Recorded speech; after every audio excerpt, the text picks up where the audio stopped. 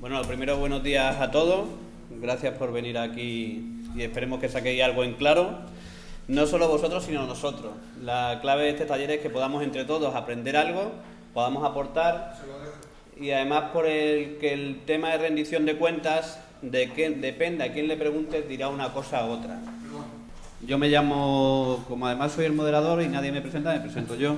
Soy César Ramos y os voy a introducir la mesa, voy a intentar que sea lo más dinámica posible, pero para eso es muy importante no solo lo que hagamos nosotros, sino lo que hagáis vosotros. Entonces vamos a intentar darle un poco de ritmo a la charla.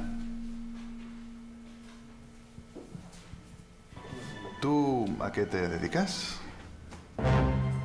Bueno, esa es una cuestión a la que me gustaría contestar con la máxima transparencia y con el mayor rigor posible. Es que lo sabía. Ay, yo también lo sabía. Ay. Por favor, mamá. Ay.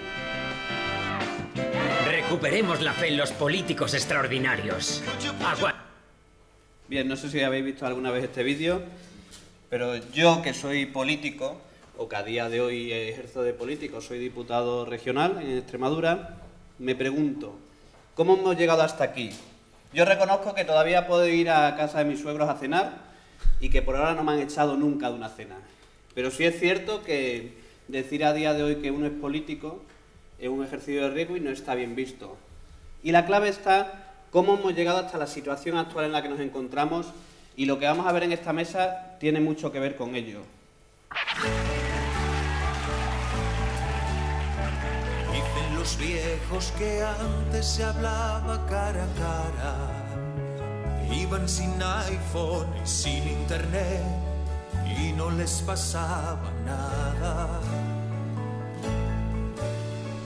Dicen los viejos que vernos así les da pampurrias.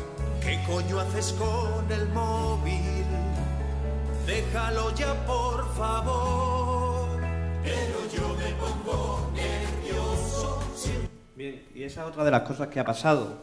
Aparte de que la política está muy mal vista, la tecnología se ha metido y la tecnología ha revolucionado absolutamente todo. También la política, la rendición de cuentas y la forma en la que los políticos hacemos política. Y en la que los ciudadanos nos exigen más y nos piden más transparencia y rendición de cuentas. Y ante eso podemos hacer dos cosas. Pensar que va con nosotros, que tenemos algo que hacer, que tenemos algo que cambiar, que podemos hacer algo, o pensar que no va con nosotros, que los ciudadanos están locos y que no hay nada que hacer. Yo soy de la opinión, y creo que todos los que estamos en la mesa, y para eso además en la mesa, las cosas hay que cambiarlas y se pueden cambiar y hay muchas formas de cambiarlas. Y uno de los grandes problemas que tenemos y por lo que se da esto es por el sistema que tenemos electoral. A día de hoy es mucho más sencillo llegar a diputado porque te designe el representante de tu partido político que porque un ciudadano decida que lo seas. Eso lleva a una situación bastante endiablada que hace que los que queramos ser diputados nos sea mucho más sencillo serlo si le hacemos la pelota al que decide quiénes son los diputados. Y eso es uno de los graves problemas que tenemos a día de hoy para que en la democracia no haya existido la rendición de cuentas de los ciudadanos. Y seguramente sí exista la rendición de cuentas hacia los dirigentes. Cosas como esta, que no sé si os sonarán, el presidente extremeño que vino mucho a Canarias. Yo reconozco que este viaje me daba muchos dolores de cabeza, porque algunos pensaban si venía a hacer lo mismo que el presidente extremeño. Por eso, evitando cualquier interpretación, lo primero que hice fue publicar en mi blog a qué venía, qué iba a hacer, quién me pagaba el viaje y qué no me pagaban. Porque creo que desgraciadamente la rendición de cuentas se habla a día de hoy de ello porque pasan cosas como esta. Si no se hubieran producido los viajes de Monago, se hubieran publicado, el Congreso hubiera debatido sobre ello, seguramente no. Y la desgracia es que se publican o se van a publicar una parte porque ha pasado algo. Pero igual pasa con la corrupción. Se han dado casos de corrupción y a partir de que se dan casos de corrupción es cuando la gente empieza a debatir de por qué es necesaria la transparencia. Si no se hubieran dado esos casos de corrupción, seguramente hubiera tardado mucho más. Y yo con esto os dejo, quiero abrir el debate y quiero que entre las personas que estamos en la mesa y vosotros definamos varios conceptos. Primero, ¿quién es el que tiene que rendir cuentas? ¿Quién tiene que rendir cuentas y ante quién tiene que rendir cuentas? ¿De qué tiene que rendir cuentas? ¿Cómo se debe rendir cuentas y a través de qué herramientas existen? Y para eso tenemos en la mesa, yo creo que a dos personas que lo van a hacer y os van a explicar fantásticamente qué ejemplos hay en el mundo, qué se está haciendo y cómo se puede hacer. Pero como he dicho, el taller no solo es de los que estamos a esta parte de la sala, sino que es vuestro y tenemos que intentar entre todos sacar unas conclusiones de esas preguntas que hemos decidido lanzar en esta mesa.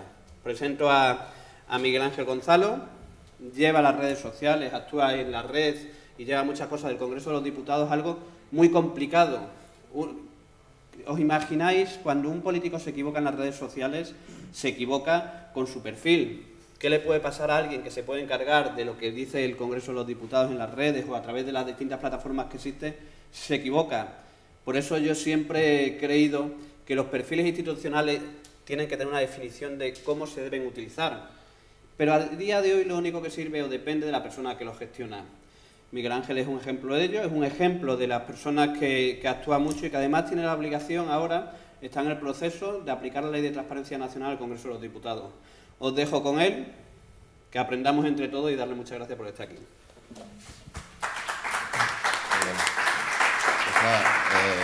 Gracias a ti, César, por estas palabras. Sabéis que César es uno de los diputados atípicos que tenemos en nuestra vida política, un diputado cercano que dialoga, y eso son cosas que yo creo que hay que agradecer, aparte de las ideologías que podamos tener cada uno, ¿no? Bueno, me voy a bajar a ver si funciona la tecnología.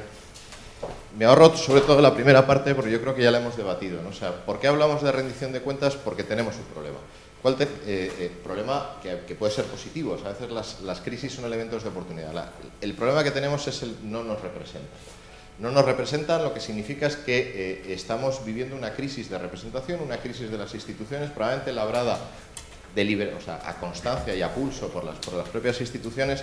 Yo apuntaba a distintos elementos, pero básicamente la reflexión que quería transmitiros sobre la crisis de representación y parlamento es que vivimos un conflicto entre representatividad y gobernabilidad. Es decir, las instituciones tienen que ser eficaces en la gestión de sus elementos, pero al tiempo conjugar unos cambios y unas demandas que están ya produciéndose en la sociedad, de participación y de apertura de las instituciones.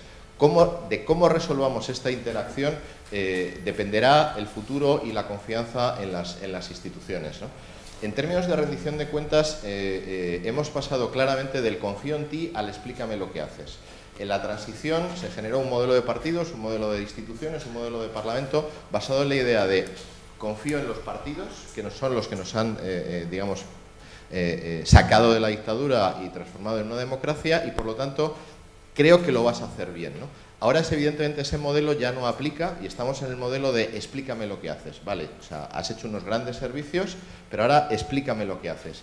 Y el diagnóstico es ese, y el tema es cómo implementamos esa apertura de las instituciones. Se ha hablado mucho, y de esto, como tenemos muy poco tiempo, lo voy a pasar, digamos, más rápido, ¿no? Mi idea personal, que no es mía, que forma parte de grupos de trabajo en los que participo, es aplicar el paradigma del gobierno abierto al Parlamento con las singularidades o las especificidades que tiene el modelo parlamentario, que no es lo mismo que un gobierno que es monocolor, que tiene que cumplir unos compromisos de programa, mientras que un Parlamento, la esencia es la pluralidad. Pero hay elementos comunes con el paradigma de gobierno abierto en el paradigma del Parlamento abierto. La comunicación, los datos abiertos, el espacio de participación, la conversación permanente, los foros deliberativos, etcétera, etcétera, ¿no? En el Congreso estamos ahora en el proceso de aplicación de la Ley de Transparencia y, digamos, la idea muy en flash que quería sacaros es: esperemos no defraudaros, ¿no? El 10 de diciembre se abre el portal de transparencia del Congreso, si todo va bien, y si no se nos cruza los viajes de Monago o de los que sea, ¿no? Que nos ha provocado bastantes quebraderos de cabeza en el cumplimiento. Y se abre, sobre todo, lo que es más importante, el derecho de acceso a la información del Parlamento. Esto va a ser, desde mi punto de vista, una vía que, si se sabe interpretar, puede cambiar buena parte de la manera en que el ciudadano se relaciona con el Parlamento. ¿Por qué? Porque hasta ahora no existía un cauce formal por el cual los ciudadanos y las ciudadanas podían solicitar la información del Parlamento de tipo administrativo y de tipo parlamentario. Eso, el 10 de diciembre se va a implantar ese canal. Y habrá que ver si los que tienen que tomar la decisión, que no somos los técnicos, lógicamente, de aceptar o de negar esas solicitudes de información, se produce, digamos, ese mecanismo de transparencia. Entramos ya en lo que es rendición de cuentas. Hay distintas definiciones, lo subiré luego a SlideShare para que tengáis todos los datos, pero básicamente todas en qué coinciden, en esto. O sea, rendición de cuentas genuina tiene que contrapesar estos dos elementos. Dar respuesta, es decir, las instituciones, los parlamentarios tienen que dar respuestas, explicar lo que hacen, pero no solo dar respuestas para considerar, desde mi punto de vista, y que no es mío, que está basado lógicamente en una literatura al respecto, tiene que existir algún mecanismo de sanciones. Quizá la palabra sanciones, que procede más de términos ingleses, no nos guste mucho, pero creo que se entiende la idea. Es decir, no hay rendición de cuentas si no se da información sobre lo que se hace, pero sobre todo si esa información no es correcta o no satisface el interés del ciudadano, tiene que existir algún mecanismo sancionatorio, reprobatorio o como lo queráis denominar, para que el ciudadano que recibe esa información por parte del parlamentario lo sancione. Si no, no es rendición de cuentas, es, como dice César Calderón, berenjena, ¿no? O sea, que es otra cosa distinta, ¿no? O sea, probablemente estemos solo en transparencia, pero no estamos hablando solo en rendición de cuentas. Esta para mí es una idea importante. La otra idea importante en rendición de cuentas es que tiene que producirse de nuevo un balanceo entre la efectividad y el control. Digamos, ¿por qué no se está produciendo o no se ha producido históricamente procesos de rendición de cuentas genuino? Porque políticos y parlamentarios han primado el eje de la efectividad. Es decir, lo importante es hacer. El control me obstaculiza. Eso ha provocado problemas gravísimos de corrupción, etcétera, etcétera. Una de las claves por las que se ha producido toda la corrupción urbanística, y eso está diagnosticado y creo que es pacífico, es por la reducción del poder de los interventores locales. ¿Por qué se redujo ese poder? Porque se hizo la lectura de que restaba efectividad. Había que tomar decisiones rápidas. Los interventores que se mueven en el terreno, en el vector del control, decían, oye, cuidado, que esto hay que hacerlo con un poco de, o sea, que este expediente que estás haciendo aquí, ojo, que efectividad y control.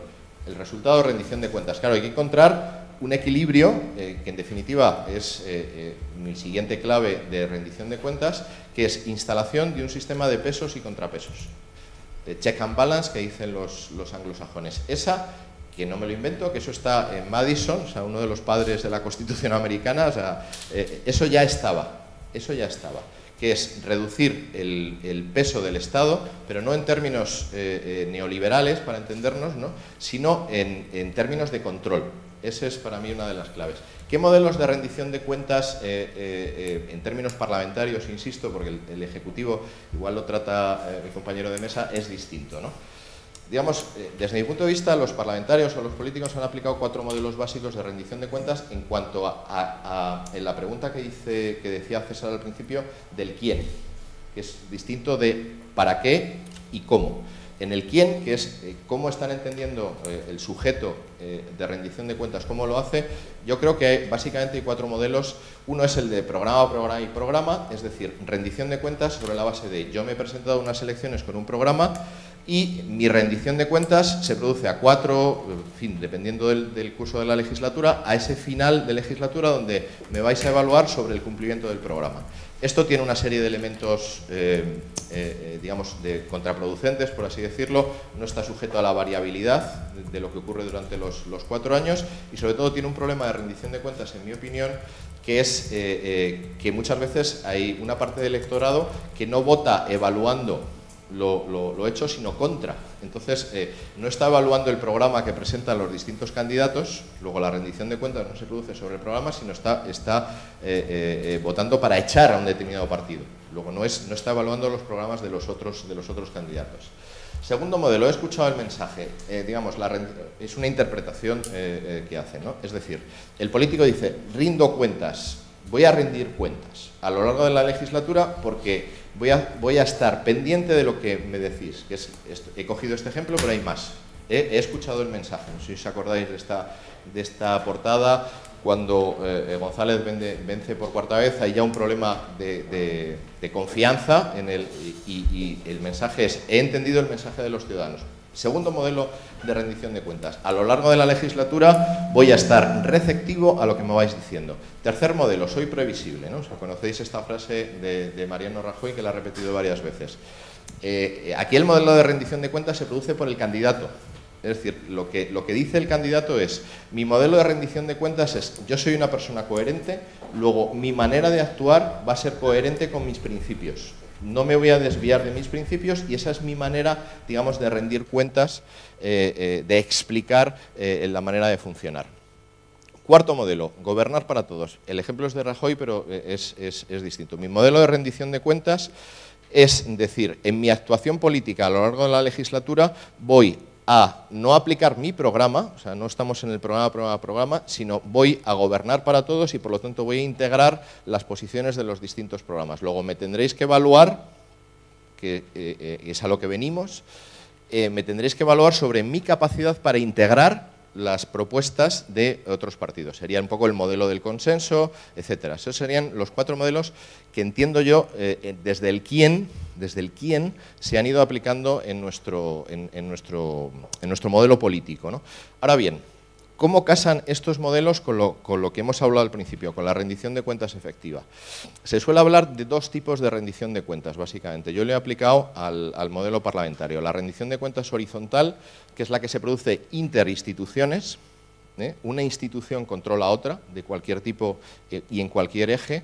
Y en este caso, en el caso parlamentario, tenemos la singularidad de que el Parlamento, al ser un organismo, uno de los poderes del Estado, la rendición de cuentas de balance, la rendición de cuentas que se produce, digamos, con otros poderes del Estado es muy limitada.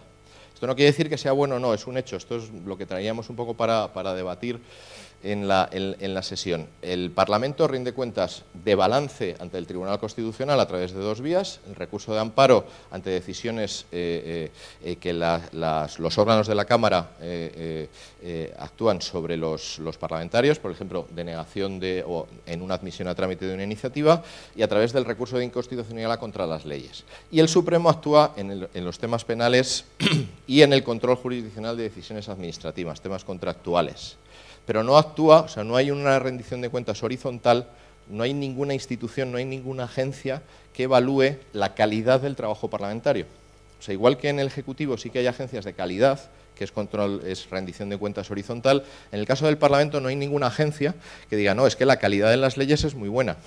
Es que esta ley que ustedes o es muy mala, esta ley que ustedes han aprobado es repetitiva con no sé qué, la técnica que han aprobado es mala, eso no existe en nuestro país.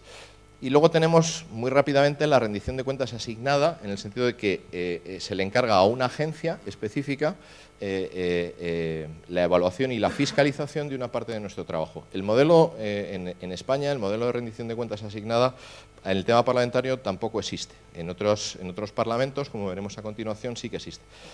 El Parlamento español realmente solo está sujeto a este tipo de rendición de cuentas los temas de protección de datos, que son una mosca cojonera. O sea, no sé si alguna habéis tenido que sufrir implantación de protección de datos, pero estos sí que son mosca cojonera de verdad. Y está el tema del Consejo de Transparencia, que desde el punto de vista parlamentario no va a actuar sobre el cumplimiento pero podría estar dentro de la rendición de cuentas asignada en la medida que la doctrina que vaya implantando el Consejo de Transparencia pueda afectar a las decisiones que vamos tomando en el Parlamento. ¿Dónde está desde mi punto de vista? Bueno, esto es un ejemplo de transparencia, o sea, de rendición de cuentas horizontal en el Reino Unido, que es brutal. En el Reino Unido, de forma reactiva, hay que decirlo, o sea, por un escándalo que tuvieron hace unos años, ¿no?, de gastos, crearon una autoridad independiente, IPSA, que está formada por personas de reconocido prestigio. Hay biólogos, hay etólogos, en fin, hay gente con perfiles profesionales indiscutidos que forman esa agencia y que realizan una rendición de cuentas de este tipo. No se ve muy bien, pero vamos, básicamente aquí quizás se vea mejor, ¿no? Aquí, por ejemplo, tenéis un pantallazo de los gastos de un diputado, en este caso Ed Miliband, que es el jefe de la oposición, ¿no? O sea, y aquí podéis ver los viajes que hizo, si los hizo en tren, si el gasto, etc. Esta rendición de cuentas horizontal Se realiza en Reino Unido y llega, como veis, por una autoridad independiente.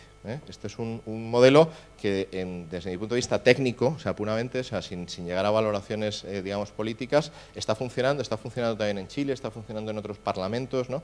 Y con resultados evidentes. O sea, no se ha hundido la democracia británica. Esto lleva funcionando desde hace 4 años y no ha pasado nada. O sea, no, la democracia británica sigue siendo, en fin, el imperio no se ha disgregado, etcétera, etcétera. O sea, no pasa nada. Esa sería una de mis primeras conclusiones, ¿no? Y es un tema que interesa, ¿no? Este es un tuit de César Calderón, que le he visto momentáneamente, pero creo que se ha ido, ¿no? O sea, que cogía este pantallazo que subí yo, ¿no? O sea, ha reunido más de 1000 retweets solo de este pantallazo. Es un tema que interesa, es decir, la rendición de cuentas parlamentaria es un tema que claramente conecta con una demanda social.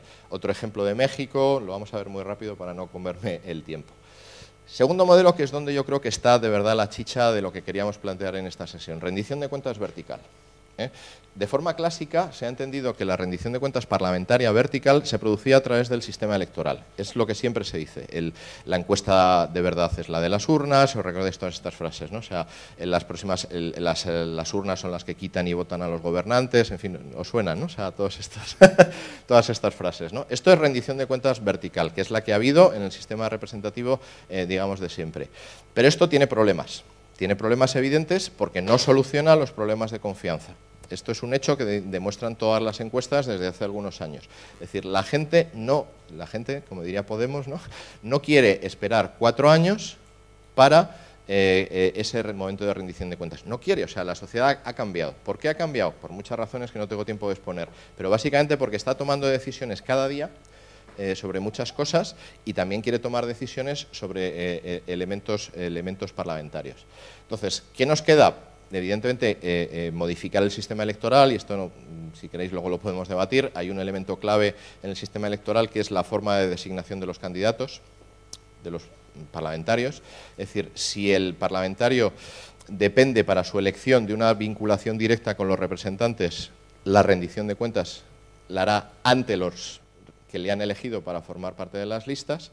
Si el parlamentario forma parte de las listas por una decisión de su sistema de partidos, me da igual el sistema que sea, si solo depende de una lógica interna, lo que te va a tener claro es que su rendición de cuentas vertical no va a ser ante los que un segmento amplio que le ha puesto en las listas, sino va a ser solo respecto a ese segmento pequeño, lógicamente que funcionará en términos de lógica de partido, que le ha situado en las listas. Todos los modelos son legítimos. O sea, lo que digo es que algunos modelos favorecen la rendición de cuentas vertical y otros la favorecen menos, claramente, ¿no? ¿Y a dónde vamos desde mi punto de vista? Y ya con esto es la última parte que os quería transmitir. La rendición de cuentas vertical societal, que es un fenómeno que se ha empezado a producir en los últimos años, pocos realmente, y que conecta realmente con todo lo que estamos hablando de estos cambios, ¿no? Aquí tenéis algunos ejemplos de rendición de cuentas vertical societal. Societal es la que se produce desde la sociedad civil, son iniciativas de sociedad civil. Por ejemplo, Proyecto Colibrí, por aquí tenéis a Félix Ontañón, o sea, que os recomiendo que Proyecto Colibrí es un proyecto de Opencratio, de una asociación, que utiliza los datos de la página web del Congreso. No se inventan, no son datos filtrados, son datos de la página web del Congreso, para ordenarlos y encontrarlos de una forma más rápida, ¿no? ¿Qué hacen los diputados? También es una iniciativa social, y lo que hacen es coger los datos, en este caso los de votaciones son datos reutilizables que ponemos en la página web, son datos estandarizados, y eso facilita el que se creen aplicaciones como este tipo, pero también utilizan datos scrapeados de la página. ¿Para qué? Para conseguir visualizaciones digamos, mucho más cercanas y mucho más accesibles al ciudadano. Y aquí estamos en que la reutilización de datos es un elemento clave de la rendición de cuentas. Es decir, si los datos no se liberan de una forma estructurada, ordenada, accesible, completa, íntegra, bueno, supongo que lo habréis trabajado esta mañana con Alberto, ¿no? No es posible la reutilización de datos. Y si no es posible la reutilización de datos, no es posible la rendición de cuentas. Es una cadena de causa-efecto. Otro ejemplo, Quórum. Quórum es un foro deliberativo que también utiliza datos de la página web del Congreso. ¿Para qué? Para someter a votación y a discusión los proyectos de ley que están en tramitación. Es un ejemplo de reutilización de datos más deliberación. O sea, reutilizamos datos con un propósito deliberativo. Y además, como participan diputados, he cogido este ejemplo, que es el de Federico Buyolo, pero vamos, hay más, y de todos los grupos. O sea, no le veáis un sesgo a esto. También hay diputados del Partido Popular y de grupos nacionalistas participando en esta plataforma. Es una plataforma deliberativa, ¿no? O sea, aquí, como veis, se abre, en este caso es un proyecto de ley sobre la Biblioteca Nacional, que es el que he cogido para que no sea así muy polémico, ¿no? Se cogen los datos, en la plataforma están los datos de tramitación y, digamos, los políticos van participando. Este es un ejemplo de rendición de cuentas vertical sectorial, que es otra variante muy interesante, ¿no? O sea, la rendición de cuentas no se produce sobre el total de la actividad parlamentaria, sino se produce sobre una parte de la actividad parlamentaria, en este caso la pobreza y desarrollo. Este colectivo, Proyecto Avizor, dependen de una fundación. Entonces, ¿estos qué hacen? Cogen los datos del Congreso de iniciativas parlamentarias sobre pobreza, solo pobreza, cooperación al desarrollo, etcétera, etcétera. Las valoran y con unos parámetros suyos para decir qué iniciativas sobre pobreza se ajustan más a lo que ellos entienden que es el concepto de pobreza que se debe defender. Esto es muy interesante sobre cómo se están produciendo ahora las dinámicas de rendición de cuentas. Es decir, la institución, en este caso no lo hacemos muy bien, o sea, porque como sabe Alberto, todavía el volumen de datos abiertos es mínimo, en fin, hay una serie de problemas que bueno, no nos llevaría muy lejos. Lo haremos bien alguna vez, ¿no? Sobre los datos que tenemos es posible llegar hasta aquí, que ya es bastante. O sea, hay muchas plataformas de datos abiertos de gobiernos que, corrígeme Alberto si digo una tontería, que nadie las reutiliza, por lo menos, ¿no? Por lo menos nosotros los datos los tenemos de aquella manera, pero por lo menos hay iniciativas ciudadanas que lo están utilizando. O sea, no es justificarme, o sea, quiero decir, hay que hacerlo mejor, pero los datos abiertos son para reutilizarlos en iniciativas, como esta o como la que sea, ¿no? Y en este caso sectorial. Congreso 2.0, una iniciativa para móviles, igual. O sea, coge datos del Congreso y te permite ver los que están en tramitación, etcétera, etcétera, ¿no? Open Congreso, otra iniciativa dentro del paradigma de Opencratio, igual, en este caso sobre las votaciones, ¿no? O sea, todo esto son ejemplos reales de gente con la que yo he contactado, les he explicado cómo utilizarlo, etcétera, etcétera, ¿no? O sea, que esto es rendición de cuentas vertical de verdad. O sea, de cuando hay, digamos, una implicación de la sociedad civil, utilizando datos y valorando. Y vuelvo a lo de las sanciones, o sea, utilizo la palabra sanción porque es la clásica. En este caso, la rendición de cuentas, esto no sé si funciona, sí. Aquí, como veis, votantes. ¿Esto qué significa? O sea, que la gente puede decidir sobre una votación real producida, que son los datos abiertos, decir si está de acuerdo o no con esa votación que se ha producido en el Congreso. No sé si lo explico, ¿no? O sea, la rendición de cuentas, la de electoral, se produciría a los 4 años. Es decir, de todo el conjunto de votaciones que se han producido en los últimos 4 años, yo un día me levanto por la mañana y deposito en mi papeleta y valoro las 20.000 votaciones que se han producido. Este es un modelo de rendición de cuentas donde cada una de las votaciones que se van produciendo, de las miles de votaciones, son valoradas en términos de acuerdo por los usuarios de la plataforma. Y ya termino con esto. Quería introducir el tema de los códigos de conducta, pero para no enrollarme más, quería introducir el tema de participación. Simplemente os doy el flash de que, desde mi punto de vista, una de las finalidades de la rendición de cuentas es la generación de comunidad. Es decir, es necesario que la rendición de cuentas genere plataformas estables, comunidades especializadas de aprendizaje y insistencia en determinados temas. No tengo para esto y simplemente termino, en fin, con esta frase de Gramsci, ahora muy de moda por Podemos, y que resume un poco, no sé si lo he intentado transmitir bien, ¿no? El pesimismo de la inteligencia nos diría que no vamos muy bien, es decir, hay resistencias a la transparencia. El acuerdo que se produjo esta semana sobre los viajes de los parlamentarios nos llevaría al pesimismo, ¿no? O sea, son mensajes que no van en la dirección de la transparencia que hemos hablado, y a eso yo lo que os invito es a oponer el optimismo de la voluntad que se manifiesta en estas plataformas que os he enseñado, invitaros a usarlas, a conocerlas, porque una de las claves para que funcione el diálogo de la sociedad civil con las instituciones es la existencia de masa crítica y de músculo social para que se produzca esa rendición de cuentas. Y me tenéis a vuestra disposición en redes sociales. Muchas gracias.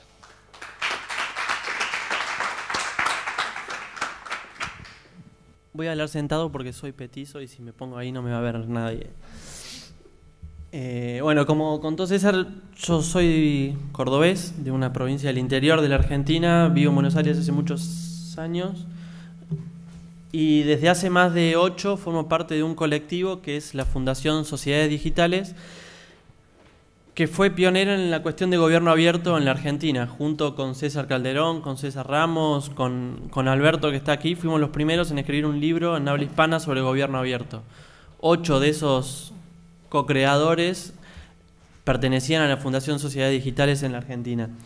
Y ese largo camino de muchos años hablando de teoría y haciendo eventos y tratando de movilizar una masa crítica alrededor de la idea del gobierno abierto, pensado además desde Latinoamérica, que es una realidad totalmente distinta a la que viven hoy ustedes en España. Digo, los porcentajes de inclusión digital, de capacidad de conectividad, de distribución del mismo aparato, del hardware, de que alguien tenga en su casa una computadorita para poder entrar si quiere a internet, dista bastante de lo que sucede en España. Hoy, con viento a favor, la Argentina tiene un 65-70% de la población que se puede conectar a internet.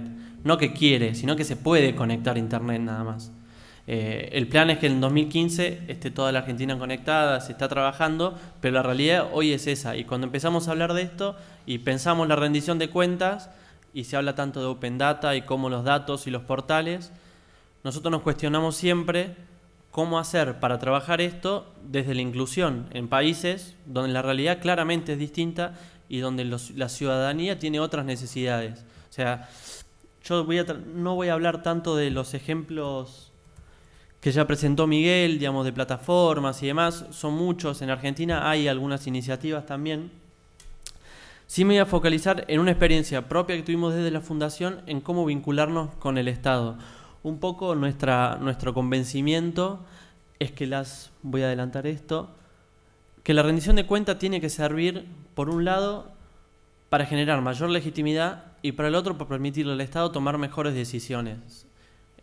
Las maquinarias estatales y burocráticas y demás muchas veces no tienen una relación directa, una vinculación directa con el ciudadano, a veces porque no quiere, a veces porque no puede, no importa, pero la cuestión es que muchas veces toma decisiones sin saber y sin consultar qué es lo que quiere el ciudadano, que debería ser el objetivo primordial de cualquier tipo de política. Es decir, ¿qué querés que te dé yo como servidor público?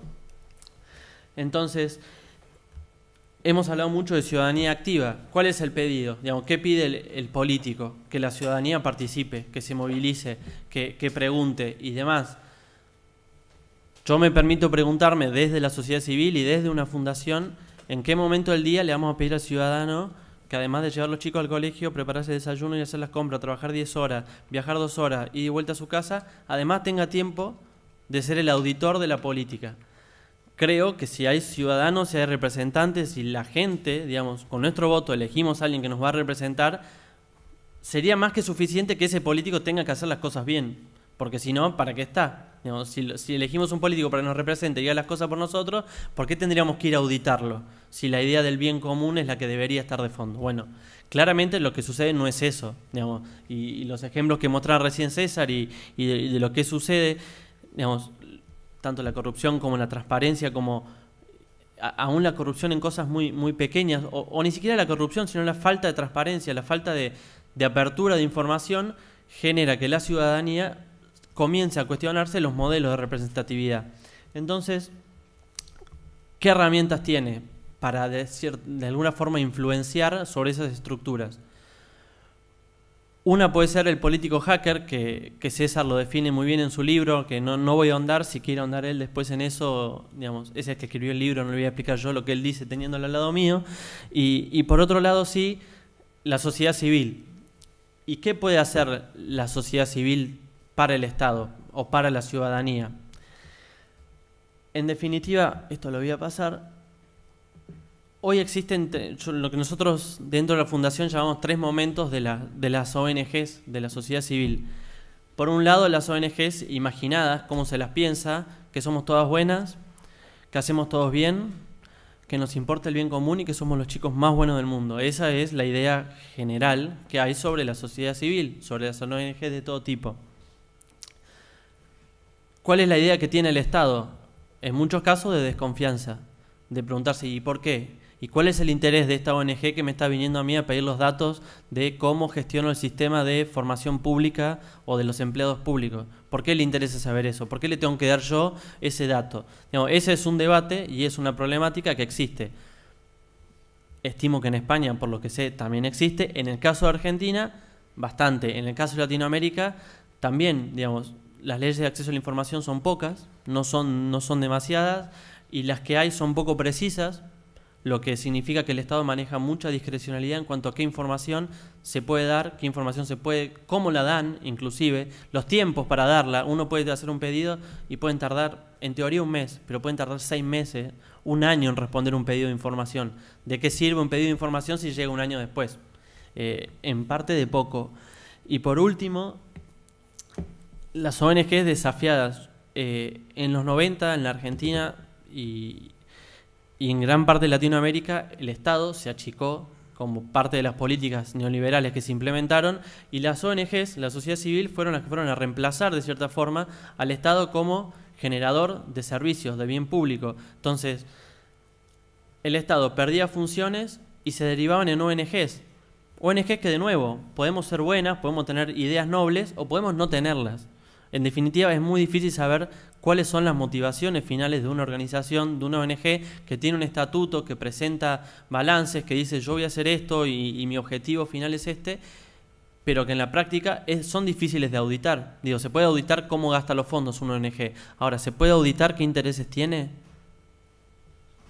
Es una pregunta. Yo creo que es muy difícil. Y lo digo siendo parte de una ONG. Si yo me pusiese del otro lado y preguntase qué quieren hacer estos chicos que están dentro de la Fundación Sociedades Digitales, tendría alguna idea de que nos gusta el gobierno abierto, porque escribimos mucho sobre eso, de que organizamos lindos eventos, porque nos movemos mucho para que la gente pueda, digamos, entrar en contacto con estas experiencias. Pero en el fondo, ¿cuáles son nuestros intereses? No sé si lo podrían saber. Y ahí es donde creo que las ONGs deberían abandonar ese rol de reemplazar el Estado, de ser un Estado paralelo, ya que no se conocen y nadie nos vota además. Digo, a nosotros nadie nos vota para que tomemos las funciones del Estado. Cuanto menos, debería ser un representante, un político el que ejerce que tenga la obligación de tomar esas responsabilidades. Entonces, ¿qué debería hacer la sociedad civil? ¿Qué deberíamos hacer nosotros? Crear puentes. Digamos, creo que en esto de la rendición de cuentas es muy difícil, como decía antes, que un ciudadano pueda estar permanentemente observando y controlando y visualizando qué hace o qué deja de hacer un Estado. Sin embargo, ¿qué puede hacer una asociación civil, una ONG? Puede crear comunidades, que lo mencionó un poco Gonzalo. Pueden crear grupos de interés, pueden generar contenido, plataformas. Digo, no voy a andar en la cuestión de las plataformas porque ya, digamos, Miguel recién mostró unos cuantos ejemplos, pero hoy la sociedad civil tiene la posibilidad de innovar mucho más rápido que el Estado. Al Estado le cuesta, digamos, en Argentina no tenemos ni ley de transparencia, ni ley de gobierno abierto, ni ley de datos abiertos. Tenemos alguna declaración de datos abiertos, pero muy poco, una normativa muy básica. Entonces, ¿qué vamos a esperar? ¿Que tarden 5 o 10 años los políticos en quizás alguna vez escucharnos en llevar adelante ese tipo de leyes? No, creo que lo que podemos hacer, y es la pequeña experiencia que voy a contar desde la Fundación, es comprometernos, asumir riesgos, compromisos y quitarnos esa aura de, bueno, somos los chicos buenos del barrio, y meternos en la política, y trabajar con el Estado, y entrar en sus estructuras, no solo mantenernos en las nuestras, que son más simples, que son más horizontales, porque no tenemos 20.000 empleados, sino que somos 100, 50, 25 personas, y meternos dentro del Estado. ¿Qué hicimos? En el año 2011, esto lo voy a pasar después, presentamos desde la Fundación un proyecto para hacernos cargo de la Escuela Nacional de Gobierno. La Argentina tiene un organismo que depende prácticamente de la presidencia, que se llama Escuela de Gobierno. ¿Qué hacía esta Escuela de Gobierno? Capacitaba la formación política, algo que para nosotros es clave para ejercer control ciudadano. Si la ciudadanía no sabe sobre qué tiene que ejercer el control, cómo, dónde, de qué forma, es imposible que lo haga. Bueno, esta Escuela de Gobierno capacitaba en un año a 80 personas. En un país de 40 millones capacitaba 80. Las seleccionaba en cada provincia y las llevaba a vivir a Buenos Aires durante un año. Y le pagaba hotel, comidas viáticos y todos los gastos a 80 personas para que estén viviendo un año en Buenos Aires. ¿Y cómo se elegían? Nadie sabe. Llegaban 80. La cosa que las provincias mandaban y llegaban 80, 60, 45, pero eran eso. Nadie sabía cómo se habían elegido, por qué lo habían elegido, si eran los más aptos. Claramente, ¿quiénes eran? Eran los hijos de, los sobrinos de, los primos de y alguno que se logró filtrar porque era bueno para la rosca, como decimos nosotros, política. Entonces, ¿cuál fue nuestra visión? Dijimos, bueno, vamos a hacer algo, presentamos el proyecto, nos aprobaron el ingreso a la escuela de gobierno, que nos hiciésemos cargo. En ese momento, Sebastián Lorenzo, que fue el compilador del libro de Gobierno Abierto, que fue el fundador de fue uno de los fundadores de Sociedades Digitales, se encargó de tomar la responsabilidad de hacerse cargo de eso. ¿Y qué hicimos? En primer lugar, obviamente, dejamos de hacer esa locura de mover 80 personas y tenerla un año cobrando y pagándoles en Buenos Aires, que es bastante caro vivir en Buenos Aires para tener 80 personas en un hotel. Dejamos de hacer la formación 100% presencial para ese grupo de gente. ¿Y qué hicimos? Digitalizamos todos nuestros talleres. Hoy parece bastante simple, pero en el 2011 decirle a la administración pública, no hacemos más talleres acá encerrados en 4 paredes, sino que montamos una plataforma, la inscripción es abierta, es gratuita, se inscribe quien quiere, cuantos quieren, cuantas veces quiere, hacer todos los cursos que quiera, y nosotros lo vamos a certificar. Y nos vamos a encargar de que tenga un certificado que diga que la administración pública de la Argentina y el gobierno de la Argentina le ha dado una formación y capacitación en cómo interactuar con el Estado, cómo interactuar con el gobierno. Pasamos de 80 a 2.500 en el primer año. Tuvimos 2 años. Después, políticamente no les gustaron algunas cosas y nos retiramos volvimos a nuestras bases de fundación. Pero la realidad es que solo virtualmente capacitamos a 2.500 personas. Además hicimos talleres presenciales, pero no trajimos a todo el mundo. Fuimos nosotros. Digamos, es una locura mover a todos. Fuimos 2 de nosotros, 2 días por provincia. Recorrimos en un año y medio todo el país. 24 provincias, en un país muy grande como es la Argentina. Si ustedes lo conocen, es muy extenso. Tenemos más de 7.000 kilómetros de largo, 3.000 y pico, 4.000 de ancho. Entonces, recorrer un país como la Argentina lleva tiempo, lleva energía y lleva esfuerzo. Bueno, quienes han estado, no está Miguel. Miguel fue el año pasado a la Argentina en un evento nuestro, le hicimos hacer 3.500 kilómetros en 3 días. Casi se muere. Nos pedía auxilio, agua, descanso, paz, y nosotros así, avión, auto, colectivo, son distancias grandes. ¿Y qué fue lo otro que hicimos? Yo le llamo desacartonar, no sé si en España se entiende, pero quitarle un poco la dureza a la estructura. Capacitamos abuelos. Llegamos un grupito, hablamos con una asociación civil de inmigrantes españoles y buscamos un grupo de 30 abuelos que aprendiesen a usar herramientas tecnológicas simple, como acceder a Facebook, como tener un blog, como saber usar Google para buscar cosas. ¿Y por qué en una escuela de gobierno haríamos eso? Porque si la ciudadanía a la cual estamos exigiendo que participe, que nos audite y demás, se encuentra bajo una brecha digital inmensa, que no sabe lo que es no sabe lo que es prender una computadora. Usted le dicen computador, nosotros computador. No sabe lo que es prender una computadora, no sabe acceder a un navegador web. ¿Qué tipo de control nos podría hacer? ¿Irse al Senado, pararse en la puerta del Senado y preguntar, señor, ¿qué está haciendo usted con mi plata? No, no pasa. ¿Y qué fue lo otro que hicimos? Que fue aún para nosotros más revolucionario dentro de una administración pública, fue ir a los barrios y abrir la posibilidad de que en los barrios marginales, en lo que se conoce como las villas en Argentina, que son lugares donde la marginalidad es alta, no hablamos solo de pobreza, hablamos de indigencia. Seleccionamos un grupo de más de 20 personas y las capacitamos en herramientas para el liderazgo y la construcción política territorial. Es muy simple dominar y hacer lo que se quiere con una población que no tiene capacidad de organizarse, de formarse y de comprender lo que le pasa. Bueno, elegimos 20, elegimos ustedes, trabajan en los barrios, están en contacto con la gente, con sus realidades, con lo duro que es sus vidas. Bueno, aprendan cómo interactuar con el Estado, cómo venir a exigirle al Estado que les dé lo que ustedes se merecen como ciudadanos. Porque cuando van a comprar la comida pagan IVA, porque en su vida diaria pagan impuestos y contribuyen, y se merecen que cuanto menos el Estado les retribuya una pequeña porción de ese esfuerzo que ustedes hacen. Todo eso, al final del tiempo dijimos, bueno, tenemos que rendir cuentas. y esta es la parte linda de la historia. Y nos trajeron una parva así, de formulario, diciendo, bueno, ahora tienen que rendir cuentas de todo lo que hicieron. Y nosotros, ¿y antes quién rendía cuentas? Porque venían 80, nadie sabía cuánto se gastaba, cómo se elegían. No, bueno, está, en algún lado está. Bueno, y ante ese pedido dijimos, bueno, vamos a rendir cuentas, pero no le vamos a hacer lo que nos piden. Hicimos una pequeña innovación, que lo voy a pasar 10 segundos, es un video muy cortito, con eso voy a terminar, que fue, en definitiva, nuestra forma de rendir cuentas y de aprovechar la tecnología para mostrar lo que habíamos hecho y cómo habíamos llevado adelante un proceso totalmente novedoso en la política argentina. No había pasado nunca una administración había hecho algo parecido a lo que habíamos hecho nosotros, y quisimos rendir cuentas de una forma también novedosa, que no quede en un formulario así, que nadie puede leer, que es muy difícil de comprender, sino que cualquier persona que haya visto nuestro trabajo puede venir y decirnos qué hicieron. Muéstrenos qué hicieron durante 1 año y medio que estuvieron aquí. Bueno, hicimos esto que, si me permiten, les voy a mostrar y les agradezco.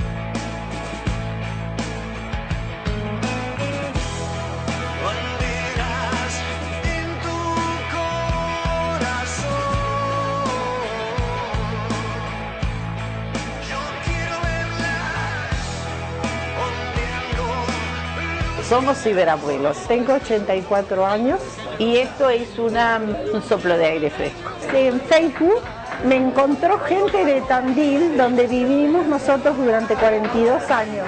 Yo nunca toqué una computadora, acá con estos chicos aprendí algo. Y con el tiempo seguiremos aprendiendo más, con las prácticas. Agradecerles y bueno, los llevo dentro mío.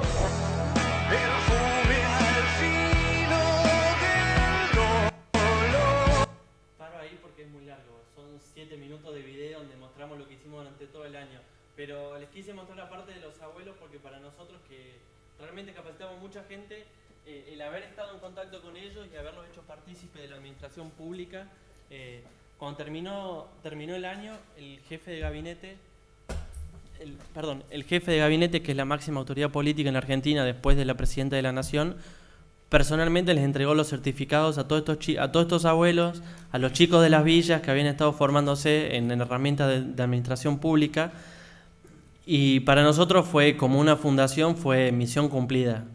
Digamos, no es que nos quedamos en eso, de hecho, por un tema de duración no les voy a contar, pero la realidad es que para nosotros fue misión cumplida, fue una satisfacción inmensa y en definitiva muestra que la sociedad civil puede interactuar con el Estado, que tiene que tener vocación de hacerlo, que tiene que tener, como dicen ustedes, cojones, porque no es fácil, porque la administración pública en muchos casos no le va a gustar que vaya alguien, un externo o un bicho raro, a decirle que la rendición de cuentas la hace con un video.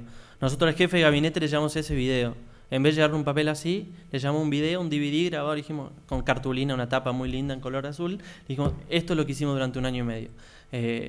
Muchas gracias. Yo les dejé, mi Twitter es @fabric con B corta, que es mi identidad, nadie me conoce por mi nombre. Si me buscan ahí pueden seguir lo que quieran. Si quieren venir a Buenos Aires y hacer cosas con la fundación, están más que bienvenidos y les agradezco mucho.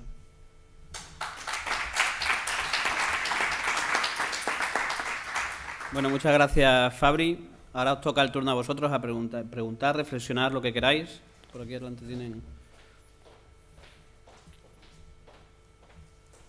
Bueno, yo creo que hay un elemento esencial de la rendición de cuentas que está inventado hace mucho tiempo. Por ejemplo, en 1890, es decir, hace 124 años, el Parlamento de Baviera aprobó las llamadas becas Maximilianeum. Son 8 becas a los mejores alumnos de Baviera cada año del Gymnasium, después del Abitur, que son invitados al Parlamento durante toda su carrera. Aparte de que tienen todos los gastos pagados, tienen derecho a hablar con todos los parlamentarios y acceder a la biblioteca del Parlamento y de todas las actas, con la idea de que los mejores y los más preparados sean, pero externos a la dinámica parlamentaria, sean los que evalúen. En España lo único que ha habido es una endogamia 100%. El Tribunal Constitucional son los mismos que el Parlamento, que son los mismos que el Gobierno, que son los mismos que la Audiencia de Cuentas, que son los mismos que los trabajadores, que son todos parientes. Entonces no se puede rendir cuentas a tu primo, a tu cuñado y a tu sobrino. Tienes que rendir cuentas entre o los mejores o los más preparados, pero externos. Mi hijo se fue en septiembre a Baviera. Sí. Bueno, si tenéis, o contestamos individualmente, os... Hola, esto es muy ilusionante y es muy bonito y yo creo que a cualquier persona nos gusta escuchar esto. Pero yo creo que la gestión de la información, la gestión de los datos ha sido y es un arma, un activo para los gobernantes y para los políticos. Entonces, todo esto, si se lleva adelante, les quita ese arma, les quita ese activo. ¿Cómo conseguimos darle la vuelta a este paradigma actual en el que la gestión de la información y de los datos es un arma política? Y el marketing y la comunicación, es decir, la comunicación hacia los ciudadanos se enfoca en lugar de como una rendición de cuentas, como una acción de marketing político. ¿Cómo se da la vuelta a eso cuando el poder, como vosotros sabéis, ya habéis dicho antes, está tan en quien gobierna, y lo que queremos es darle la vuelta y que seamos nosotros quienes pidamos cuentas y se nos dé esa información? Mira, lo que sí está ocurriendo ahora, y además antes poníamos el ejemplo, desgraciadamente, las medidas de transparencia que se están poniendo en marcha en España no son como consecuencia de un convencimiento. Es decir, ¿por qué ponemos ahora en marcha proyectos de ley de transparencia y además se justifican con los casos de corrupción? Ese es el gran error que se está cometiendo. O sea, ya no es ni como un elemento de marketing, es como un elemento de respuesta a una situación anómala que se está dando. Y ese es el verdadero problema. ¿Qué ocurre además cuando se legisla? Mira, yo voy a poner el ejemplo de Extremadura. En Extremadura tenemos una ley de gobierno abierto en el que el gobierno tiene la obligación de publicar absolutamente todo en formatos abiertos y reutilizables. ¿Se hace? No se hace. Por una sencilla razón, algunos pecamos de ingenuos, creíamos que al final las sanciones se iban a meter en otra ley, no que no se metieron, y si al final una ley no va provista de una serie de sanciones, es muy posible que esa ley de transparencia no se cumpla. Yo voy a poner un ejemplo, y además aquí hay una de las personas que participó en ello, que es Alberto Ortiz de Zárate. Cuando a mí me preguntan cuál es la mejor forma de hacer gobierno abierto o transparencia, no hace falta una ley, hace falta una voluntad política. En el País Vasco, en la anterior legislatura, para mí es el modelo de gobierno abierto mejor que se ha hecho en España y en muchos países, a través de la plataforma Irekia. No tenían una ley, pero sin tener una ley aplicaban mucho mejor el gobierno abierto y la transparencia que la Junta de Extremadura teniendo una ley de gobierno abierto. Entonces, al final esto tiene que ver mucho con la voluntad.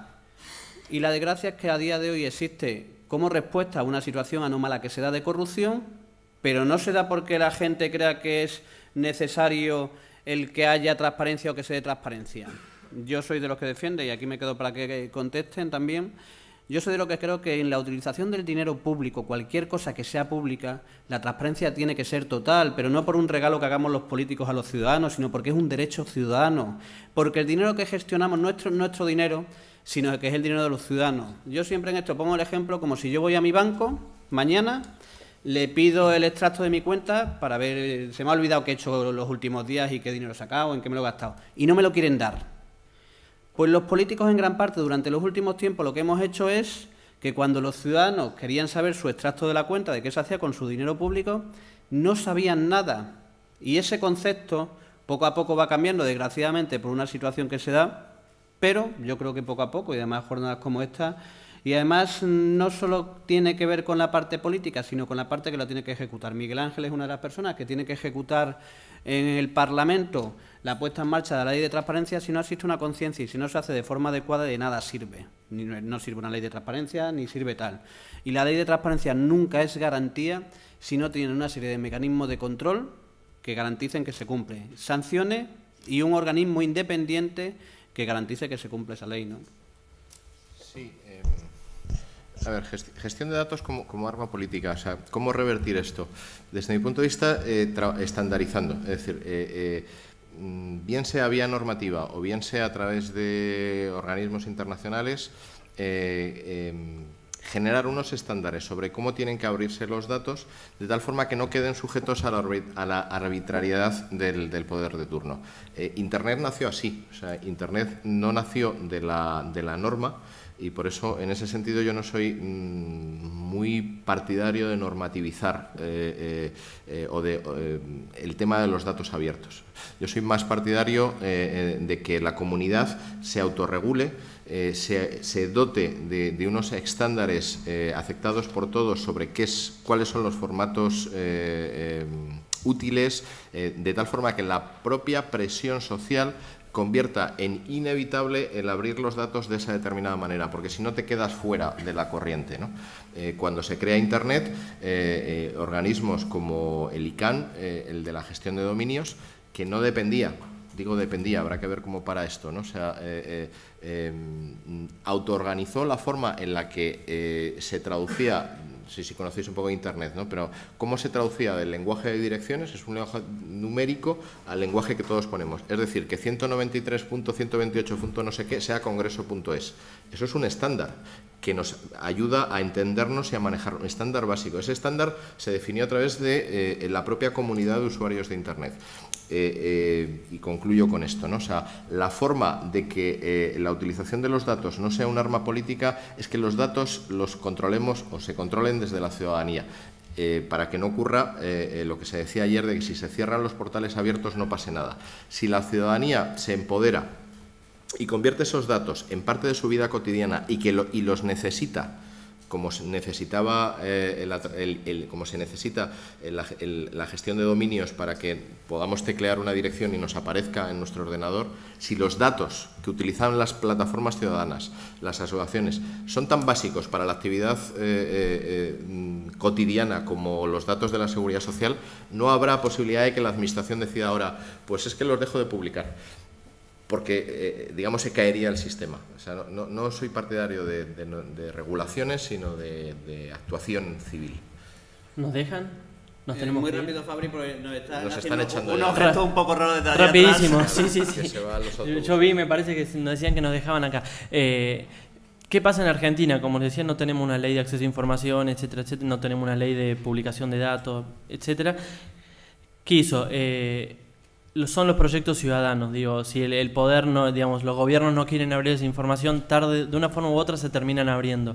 Hoy el diario La Nación, que es el diario de mayor tirada de la Argentina, tiene un proyecto que, a través de los decretos, donde se publica qué contratación se hizo, a quién, a qué empresa, cuánto se pagó, cuántos pasajes de aviones hubo y demás, tomaron todos esos documentos y colaborativamente la gente que, digamos, los lectores del diario, la comunidad que está alrededor de eso, se tomó el trabajo de documento por documento, ver cuánto se gastaba en viajes, cuánto se gastaba en esto, cuánto se gastaba en lo otro. Es decir, cada vez va a ser más fácil hacer eso, porque cada vez hay más herramientas que facilitan esos procesos. Entonces, o los gobiernos lo terminan haciendo, o lo va a terminar haciendo la sociedad civil por los gobiernos, y cuando lo haga va a ser peor, porque cuando lo vea y le diga, mira, lo gastaste en esto, los gobiernos van a decir, pero ¿cómo sabes que lo gasté en eso? ¿Cómo sabes que me gastó el 30% en pasajes de avión y no en obra pública?